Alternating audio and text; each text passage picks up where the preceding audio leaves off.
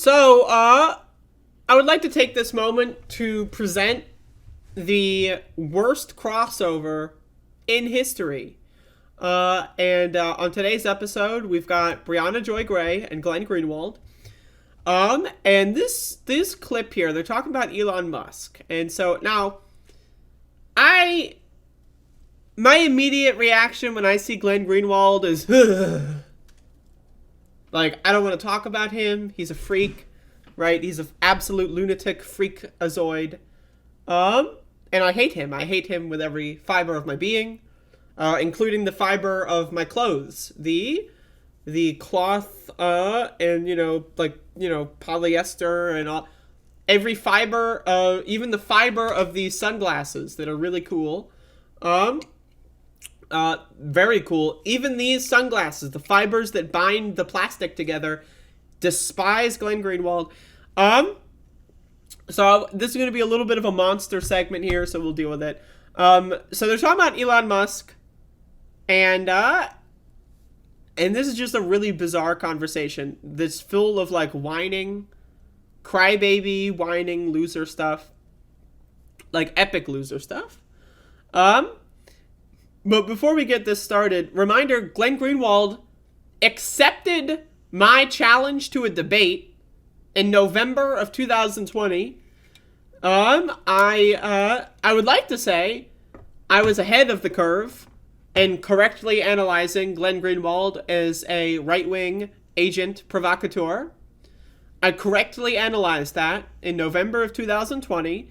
He made a, like, what is it, like a 30-minute video about how, like, bisexuals are, like, ruining the world or whatever, and, like, how trans people are, like, icky and gross, and how, like, parents are, like, losing their kids to the trans cult or whatever. And I was like, bro, what the fuck? This is some right-wing shit. I sent him an email. We're going to set up doing a debate, and at the last minute, he flaked out and blocked me on Twitter. So as you can see this, the free speech crusader loves free speech, still blocked on Twitter. So again, before I ever talk about Glenn Greenwald, I gotta tell everyone that this is a fucking bitch motherfucker.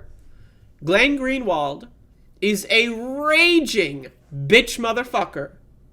This guy is a whiny, little, baby, prick-faced loser. So let's watch. Now, Brianna Joy Gray, she's not much better. But let's watch. This is them talking about Elon Musk and cancel culture. Yep, that's right. First of all, let's just be clear about one thing, first of all, which is that there's a lot of billionaire funding in not just liberal, but left-wing spaces as well. Some of your favorite, left-wing NGOs are fueled by money from George Soros, Pierre Omidyar. Real quick. Like, okay. So I want to be very clear. This is not, like, I didn't watch Brianna Joy Gray's show and then clip this in, like, a way that makes them look bad. Right? This is not like, oh, let me dishonestly, like, cut people out of context to make them look like they're saying something that they didn't mean. This is Brianna Joy Gray thinking to herself, damn, wow, that was profound. And now she's posting her bangers. This is in her mind. This is how she's advertising the show. Right? This is how they're advertising the show. They're posting bangers. She made this clip. And in the first 20 seconds, Glenn Greenwald is crying about George Soros. If I were to have, like, say, oh yeah, like, Brianna Joy Gray is a neo-Nazi, here's the proof, and then posted this clip, like, yeah, dishonestly, deceptively, maybe, cutting people out of context. But she's posting this. She's like, oh, fuck yeah. I want everyone to know that Glenn Greenwald came on my show to shit talk about Soros. I need that to be, like, on my show, I do a lot of, like, video response and clip response. And a lot of the time, and I will admit to this, right? A lot of the time, clips are taken, in ways that are purposefully dishonest, and sometimes I notice that, and I like to talk about that too when I do clip breakdowns of various content creators. But this is, to be very clear, I'm gonna start this again. She posted this. This is her mind. She's like, Like, in her mind, I'm bringing out the sunglasses again. In her mind, she's like, fuck yeah, George Soros, bitch. Woo! Soros! All right, let's go. First of all, let's just be clear about one thing, first of all, which is that there's a lot of billionaire funding in not just liberal, but left-wing spaces as well. Some of your favorite, left-wing NGOs are fueled by money from George Soros, Pierre Omidyar, other kinds of left-leaning billionaires. So this is for, now, obviously Soros stuff aside, this idea that there's such a thing as a left-leaning billionaire. The press secretary for Bernie Sanders' 2020 campaign is just going like, there's left-leaning billionaires like George Soros. Left-wing billionaires. If you think for even a second, and we're talking about the newly defined second based on the atomic or whatever shit, that I read yesterday. But if you think for a second that there's a billionaire who is even possible to be a left-winger, then you are a dumb fuck motherfucker. Like, you don't belong in progressive politics. You are a loser. Left-wing billionaires, left-leaning billionaires. This is something that should make you get laughed at. Right? Like this is the re-edit of this is hold up. George Soros, Pierre Omidyar, other kinds of left-leaning billionaires. There's a lot of campaigns, political campaigns, not just with politicians, but referenda and the like, criminal justice reform, legalizing marijuana, equality for LGBTs, that are also heavily... LGBTs, by the way. I just that language is really funny. Financed with billionaire funding. Michael Bloomberg gives enormous sums of money to famous left-winger Michael Bloomberg. Famous left-winger. Reform, gun control, and gun reform groups. And so there's a huge amount of billionaire funding coming into not just liberal but left-wing spaces on the grounds that, well, look, So, now once again, what we're missing here is a liberal and left distinction. Yes, there are billionaires that might classify themselves as liberal. Liberalism, neoliberalism especially, is a conservative far-right ideology. That's just how it is. Now, is liberalism better than fascism? Absolutely. And it's important to say that there's a distinction between liberalism and fascism. But there's also, in that same token, a distinction between liberalism and leftism, right?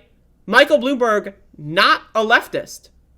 George Soros, not a leftist. They might be liberals, but they are not leftists. So, but right here, now one of the things that Glenn Greenwald does, one of his big things, is he conflates and confuses left-wingers with liberals. Someone I don't like, even if they've never been a liberal for any moment in their life, automatically they're a liberal. They're just they're working, Antifa's working for the New York Times, they're all in the same group. And now, what's important here is that he realizes that he's using these terms interchangeably. And then he specifies, no, I'm serious, they are the same thing. That's why there's a huge amount of billionaire funding coming into not just liberal but left-wing spaces on the grounds that... So billionaire funding going into liberal spaces, like organizations and other stuff like that, I buy it.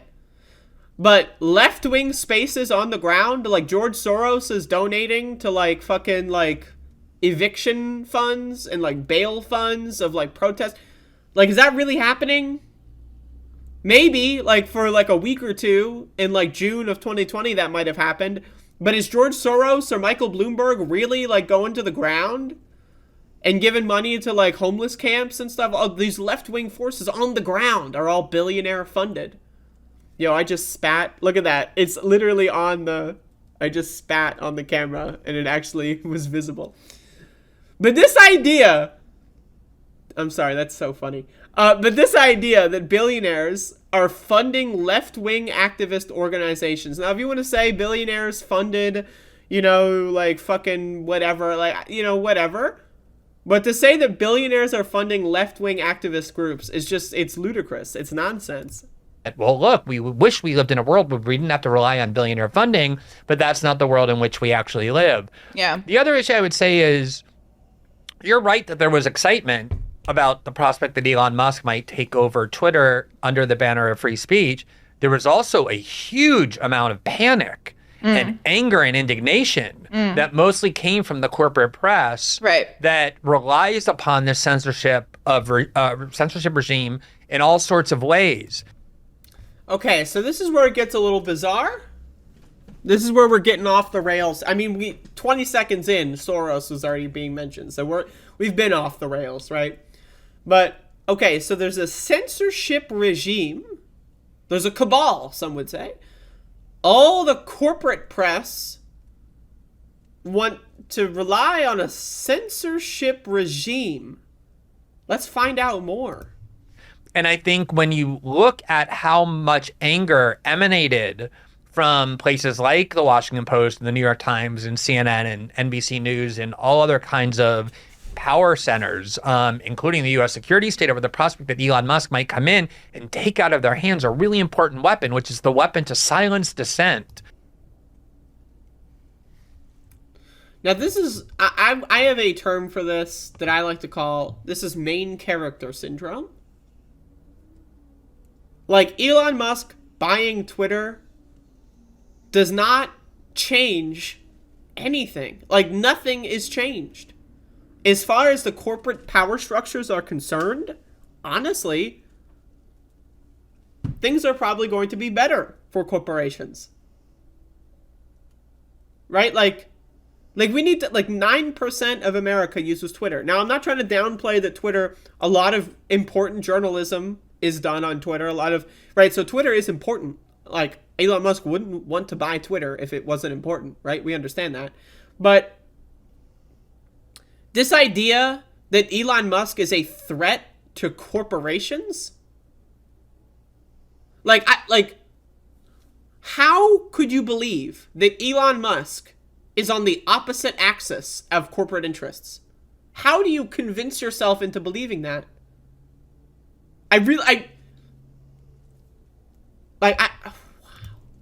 Not just dissent on the right, but also, as you said, people on the left are constantly getting harassed and silenced and demonetized and even banned on YouTube, which is why when I went to Rumble, one of the first people eager to come with me and who actually went was Matt Orfella, who became known as a videographer for the Sanders campaign in 2016. There's a lot of this dissent that's growing rapidly. And so I think... I just like two famous left-wingers. Matt Orfella, the guy who said Kyle Rittenhouse did nothing wrong, and Glenn Greenwald, the guy who says bisexuals are killing gay people and that trans people are taking over the world. Two famous left-wingers. These are the most lefty guys you'll ever heard of. Now, again, you know, if Glenn Greenwald, perfectly capable of coming on my show to discuss whether or not he's a left-winger. I invited him on in November of 2020. He accepted my invitation and then blocked me on Twitter and then harassed me in front of his 1 million followers. And I had to deal with that for fucking weeks. Deal with his fucking crazy neo-Nazi followers. Now, again, just because someone who follows you is a neo-Nazi doesn't make you a neo-Nazi. But it's certainly interesting that Glenn Greenwald tried to publicly harass me, a trans person, and all of a sudden there's neo-Nazis harassing me for weeks. I'm just saying, it's very interesting. But again, he accepted my debate challenge in November of 2020, and then I don't know, maybe he looked at my show and decided, oof, that's not going to go well, so let me just take the I'm going to harass her on Twitter method and block her. And then also Matt Orfella, the guy famous for going on like Matt Binder's show and stuff, saying that Kyle Rittenhouse did nothing wrong and that he was acting perfectly in self-defense. Now, again, if Matt Orfella sees this and wants to come on my show to defend whether or not he should be called a left-winger, that's fine. You know, anyone's allowed to come on my show to defend themselves. That's completely acceptable to me. Brianna Joy Gray, I think she's garbage. I think she is probably one of the goofiest people that's ever existed, right? If she wants to come on my show to defend herself, that's fine. But also, like this idea that these are the examples of left-wingers. Like, Glenn Greenwald is the left-wing avatar. And if you don't believe me, we got Matt Orfella, the Kyle Rittenhouse did nothing wrong guy. Like, yeah, these are left-wingers. Now, again, My problem with this is that left-wingers are dissenting. These are not representatives of left-wingers. I have been unfairly censored by YouTube and Twitter and various social media websites. For example, YouTube gave me a strike, like what, fucking 4 months ago, 5 months ago, saying that I was pretending that the election was... Now, once again, Donald Trump lost the 2020 election. Joe Biden won the 2020 election. But for whatever reason, an algorithm glitch accused me of being like a big lie peddler, and I had to deal with a week-long suspension, right? So, yes, left-wingers get targeted all the time. But I'm just saying, like, this... Anyway, I know. Nobody's under an illusion about who Elon Musk is. I think the idea is that right now there's such... I think there's a lot of people under an illusion of what Elon Musk is. I think most, if not all, of the people that like Elon Musk are under a significant illusion. Like, the people that think Elon Musk is like, oh, he's going to space, he's so smart, and he's innovative, and he founded Tesla. Oh, wait, he didn't found Tesla, he just, he kicked out the founders and then fucked them up. Oh, he founded PayPal. Oh, wait, he actually didn't found that, but he's a genius. Oh, he failed on a lot. Oh, he's really good. Oh, actually, his products, like the people that think Elon Musk is smart, I think that they're under a lot of illusions about Elon Musk personally. But hegemonic control over big tech social media platforms that are being censored, again, not really in accordance with the agenda of Silicon Valley, but in accordance with the agenda of the foreign policy community, of the U.S. security state. I mean, you look at how, censorship is being applied with respect to the war in Ukraine, and it's almost entirely censoring voices that are deemed to be pro-Russia, whereas nobody who's on the side of the Ukrainians, i.e. the U.S. and NATO, gets... So I just want to say, me personally, as someone who's vehemently in favor of Ukraine's right to defend itself, I think it is silly for social media companies to ban people for being pro-Russia. I think that that's silly. But to say that social media is controlled by the U.S. security state and that somehow Elon Musk would disrupt that, this is like... Now, again, no one is under any illusions about Elon Musk. It's just that Elon Musk is going to single-handedly disrupt the U.S. security state? What? Censored no matter how much disinformation they spread. There's a complete alignment with the censorship regime with the powers that be in Washington. So when someone comes in and even suggests that they might finally make a dent in that, even if it's Elon Musk, I think people just feel like finally there's a potential that this incredibly hegemonic and always strengthening regime of repression might finally be subverted. Why would anyone think that? What is this guy talking about? No, I get that. And look, Twitter has been no friend to me of late. And if Elon Musk wants to buy Twitter and unshadow ban me, I'm going to be appreciative of that effort. Okay, so, first of all, when I watched this clip this morning, I looked this up. It turns out that Brianna Joy Gray is not shadow banned. There's you can actually verify this. You can look up, am I shadow banned on Twitter? There are many websites that will tell you she is not shadow banned. So as you can see here, her account exists. There is no search ban of any kind. There's no ghost ban. There's no reply deboosting. She is not shadow banned in any capacity. She's not shadow banned. So, and again, this is main character syndrome. I'm shadow banned. I'm shadow banned. Woo! The cabal. They got Schmidt. The shadows. The Woo! I gotta put my sunglasses on so that I can see the shadow. Right? You're shadow banned. What is Now, I am someone that is plagued by knowing how things work, unfortunately, right? The Twitter algorithm doesn't apply to you consistently over the course of your entire life. Why? Because you constantly change what kind of content you produce. The algorithm is constantly changing what it favors, and because the algorithm does not push your material out as much as it used to, does not mean you are shadow banned. Those are different terms. Those are different words. Shadow ban means that your tweets do not show up on people's timelines. They cannot see your information unless they're on your page. That's what a shadow ban is. She is not shadow banned. I'm sorry, she's just not shadow banned. I wouldn't have seen this bullshit if she was shadow banned. The fact that I am doing this segment right now because I saw this on Twitter proves that she is not shadow banned, okay? Second of all, Elon Musk is going to unban people? Like, when did he say that? Has he ever made it? Like, what are these people talking about? I don't know. I understand that the part of the enthusiasm was backlash against everybody that we hate on the internet being so triggered by the prospect.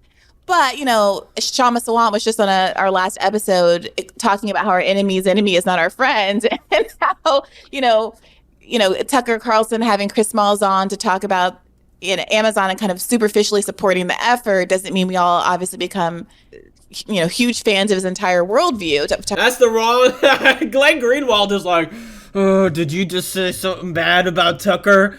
Did you forget? Like, look at Glenn. He is pissed the fuck off. Did you just badmouth Tucker Carlson? Holy shit. Tucker Carlson's entire worldview. I take that point as well. You know, that's all I'm saying. It was curious to me that it pivoted so far into a kind of lack of analysis of what Elon Musk might do, good and bad, in that moment. So, first of all, the title of this show is Bad Faith with Brianna Joy Gray and Virgil Texas. So, is this Virgil Texas? Is that Glenn Greenwald's, like, nickname? Is that, like, his porn name or something? Like, when the camera's on, he's Virgil Texas, and when the camera's off, he's back to being GG? Like, who is Virgil Texas? Because I've been watching this show for a couple of years now, and I have yet to see Virgil Texas appear on a single episode. I'm just wondering, why the fuck is this still on her marketing material? Like, is she locked in a contract? Did she sign a non-disclosure agreement? Like, what is going on? Why is Virgil Texas still on the branding? Anyway, like this, I mean, this shit is fucking cringe. It is cringe. Like, this idea that Elon Musk is going to do, like, is going to change anything at all, like, is going to somehow do this and that, and the free speech and all this and that, and Soros is controlling it. Like, these motherfuckers are insane. I don't know what to tell you. These motherfuckers are crazy. Brianna Joy Gray, crazy. Virgil Texas, crazy. Glenn Greenwald, crazy. These motherfuckers are crazy. I don't know what to tell you.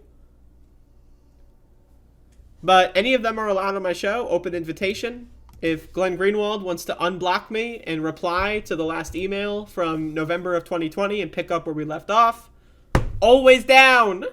Always down. If Matt Orfalia wants to come on my show to talk about how Kyle Rittenhouse did nothing wrong, always down. Anyway, these people are fucking dumb. So, there you go. The end. A baby.